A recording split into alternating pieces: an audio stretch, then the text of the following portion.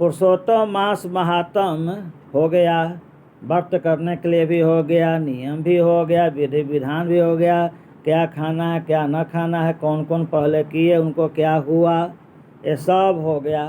अब कह रहे हैं कि इसका उद्यापन, अर्थात जब तक शरीर चले, देह में शक्ति हो, संपत्ति हो, तब तक आप व्रत करते रहिए, कोई सा भी व्रत हो। यहाँ तो ऐसे पुरुषोत्तम मास का चर्चा है, लेकिन हम थोड़ा सा हट करके आपको बतला देते हैं। कोई सा भी व्रत आप करते हो करते रहिए, यदि किसी कारण से बीच में छूट जाए तो कोई दिक्कत न है। ये जब तक शरीर में शक्ति हो, सामर्थ्य हो, धन हो, तब तक करते जाइए। और जब देखिए कि अब हमारा समय, दाढ़ी मूँछ पक गया, दांत झड़ गया, अब थोड़ा सा दिक्कत हो रहा है, तो धीरे धीरे एक एक करके सब व्रत का उद्यापन कर दीजिए, पूर्णाहुति कर दीजिए।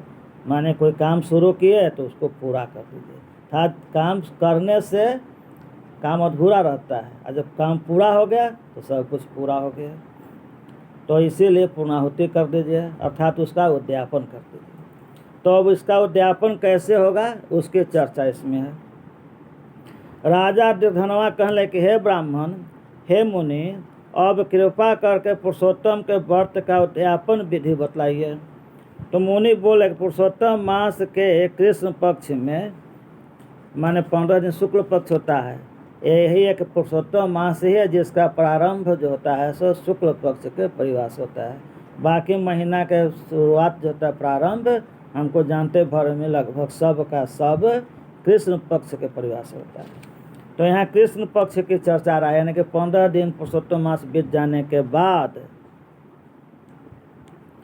14 के माने चतुर्दश आ गया, तो यानी कि अंतिम में, माने अमावस्या से एक दिन पहले, माने पूरा महीना ये भी कर करके, या 5 दिन और कम कर दीजिए, नवमी कर दीजिए, एक दिन और कम कर दीजिए, 8वीं कर दीजिए। तिथि में उद्यापन करना चाहिए। चौथ नहीं, चतुर्दशी हो गया, नवमी हो गया, 8वीं नवमी हो गया, इसमें इसका उद्यापन करिए। इससे पुण्य पुरुषोत्तम मास प्रातः काल उठ कर करके, प्रातः काल के जो नित्य क्रिया होता है उसको कर लीजिए। जैसी सामग्री मिले, मान जैसा आपको उस समय उपलब्ध हो जाए, आपका शक्ति सामर्थ्य के अनुसार, मौसम के अनुसार, देश काल के अनुसार, तो उसी से 30 ब्राह्मण को न्योता दीजिए। ये लगभग महीना, 1 महीना होता है, लगभग 30 दिन का होता है।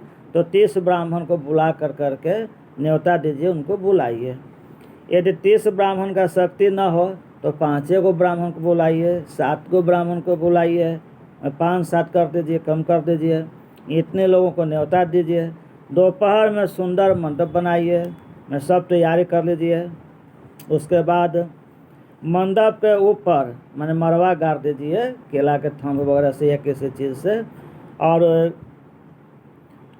उसके अंदर में मैं तांबा के चाहे मिट्टी के कलसा रखिए, बिना छेद वाला। चारों दिशाओं में बिना छेद वाला की चर्चा होता है, लेकिन बिना लहसुन वाला भी हो तो ज़्यादा अच्छा हो। काला धब्बा जो रहता है लहसुन, वो भी नहीं चाहिए। चारों दिशाओं में पुरुषोत्तम भगवान की प्रीति के लिए कलशों पर श्रेष्ठ नारियल धरिए, माने कि चारों कोना पर 4 गो कलशा रखिए, चारों पर 1 गो नारियल रखिए। एक कलशा के नाम वासुदेव स्वरूप मानिए भगवान का, दूसरा हलधर रूप मानिए, जिनको बलराम जी भी लोग कहते हैं। तीसरा प्रद्युम्न, माने कृष्णावतार का ही चर्चा है ना, तो प्रद्युम्न जी को ही विष्णु का ही रूप माना गया, तो उनके नाम से एक अलग कलशा रखिए। फिर एक उत्तम देव अनिरुद्ध जी के नाम से भी एक कलशा का स्थापना करके पूजा कीजिए। फिर वेद विद्या के जानने वाला आचार्य को बुला कर उस मंडप के बीच में, जिसमें 4 ब्राह्मणों को जप के लिए वर्ण करें। फिर अच्छा योग्य ब्राह्मण को बुलाइए, जिनसे आपको मन भरता हो, अच्छे ब्राह्मण हो, उनको बुला करके विधिवत पूजा पाठ करवा दीजिए। 4 ब्राह्मण को माने कि जप के लिए रख लीजिए। उन ब्राह्मणों को अंगूठी, वस्त्र, आभूषण, अंगूठी वगैरह जो भी हो, और वस्त्र दान करके दीजिए। बड़े आनंद से वस्त्र आभूषण संयुक्त आचार्य को विभूष करिए, माने उनको कपड़ा पहनने के लिए दीजिए, पहनाइए, अंगूठी पहनाइए। और फिर देह की शुद्धि के लिए प्रायश्चित करें। फिर थोड़ा सा नम्र भाव से उनको दीजिए, इन्हें के शान से नहीं, सीना तान के नहीं कि हमने पंडित जी को दिया, ऐसा भाव ना, एकदम नम्र स्वभाव से कि बाबा हमसे जो बना सो हम दिए। अब भले ही आप सोना चांदी दे रहा हूँ, लेकिन नम्रता होना जरूरी है। अहंकार से दान किया हुआ बेकार हो जाता है, इसलिए अहंकार नहीं, नम्रता होना चाहिए, श्रद्धा भक्ति होना चाहिए। फिर अपने दोनों प्राणी से ब्राह्मण को पूजा कीजिए, माने इज्जत मान सम्मान दीजिए। ब्राह्मण वरण कीजिए। ब्राह्मण वरण करने का मतलब कि ब्राह्मण को स्वीकार किए, उनको माने कि हम मान्यता दिए कि आप हमारे यहाँ बैठ कर करके जग कीजिए, पूजा करिए, जाप करिए, ये सब के लिए हम आपको बुलाए हैं, हम आपको कुछ दिया और बाकी बाद में मिलेगा, आप मेरा काम को पूरा कीजिए। ब्राह्मणों से 4 प्रकार का चतुर्व्यूह का जप करवाइए। चारों तरफ 4 अखंड दीपक जलाइए। भगवान नारायण के 4 हाथ होता है, 4 का चर्चा है। फिर क्रम से नारियल आदि से अर्घ्य दान करें, अर्घ्य दीजिए। अर्घ्य देने का मंत्र हे देवेश, हे पुराण पुरुषोत्तम, हे हरे, आपको नमस्कार है।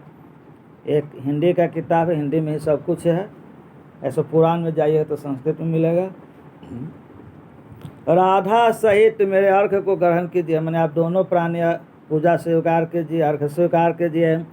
नवीन मेघ के समान श्याम वर्ण दोनों हाथों में मुरली लिए हुए, मैंने भगवान राधा कृष्ण का वर्णन हो रहा है कि वे श्याम वर्ण है, नील वर्ण है, नील नील घन श्याम,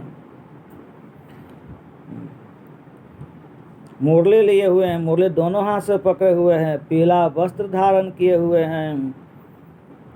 श्री पुरुषोत्तम देव, मैं आपको बार बार प्रणाम करता हूँ। फिर राधा सहित श्री हरि को पुष्पांजलि दीजिए। पुष्पांजलि का मतलब ऐसे अंजलि बना कर करके ऐसे पूरा फूल भर कर करके जितना आते और इस तरह से अर्पण कर दीजिए, पुष्पांजलि हो गया। फिर स्त्री सहित भगवान को साष्टांग नमस्कार करिए, माने दोनों प्राणी से फिर भगवान को प्रणाम कीजिए। माने दोनों प्राणी उधर राधा कृष्ण हुए और इधर यजमान जो उनका भक्त जो हुआ, जो पुजारी हुआ, वह भी दोनों प्राणी से उनकी पूजा किए। फिर ब्राह्मण को सुवर्ण सहित पूर्ण पात्र दान कर दीजिए। सोना बने तो अपना शक्ति के अनुकूल सोना दान कर दीजिए, और वो सब जो पात्र बर्तन जो हुआ तांबा वाला वो सब दान कर दीजिए। फिर आनंद से आचार्य को बहुत सी दक्षिणा दीजिए। फिर अपना शक्ति के अनुकूल उन ब्राह्मणों को दक्षिणा दीजिए। पश्चात भक्ति से स्त्री सहित आचार्य को वस्त्र आभूषण से प्रसन्न करें, उनको और बहुत सारे वस्त्र और आभूषण वगैरह गहना गुड़िया दीजिए। फिर ऋतिविजों को उत्तम दक्षिणा दीजिए।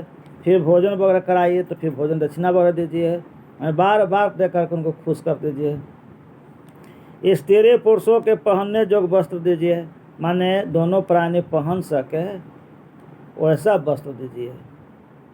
शंकर पार्वती के नाम से दीजिए। शिव पार्वती का अब चर्चा आया है ना, तो शिव पार्वती के भी नाम से दीजिए। 8 प्रकार के पद देवे। पद के मतलब यहाँ पर पैर से नहीं होता है, पाद्य मतलब पैर होता है, यहाँ पे पद है तो पद के मतलब वस्तु होता है, कुछ विशेष वस्तुएं हैं उसकी चर्चा होता है। अष्टपद दान आता है, इसका चर्चा गरुड़ पुराण में आता है। जैसे आपको तिल हो गया, जौ हो गया, सभी प्रकार का अनाज हो गया, सभी प्रकार के धातु मान लीजिए, बस इतना में 8 को पूरा हो जाएगा, और विशेष चर्चा तो ज़्यादा हो जाएगा। और पैर में जूता पहनने के लिए दीजिए, जूता हो चप्पल हो, आजकल जूता चप्पल का युग आ गया है, पहले चट्टी खड़ाउन का समय था।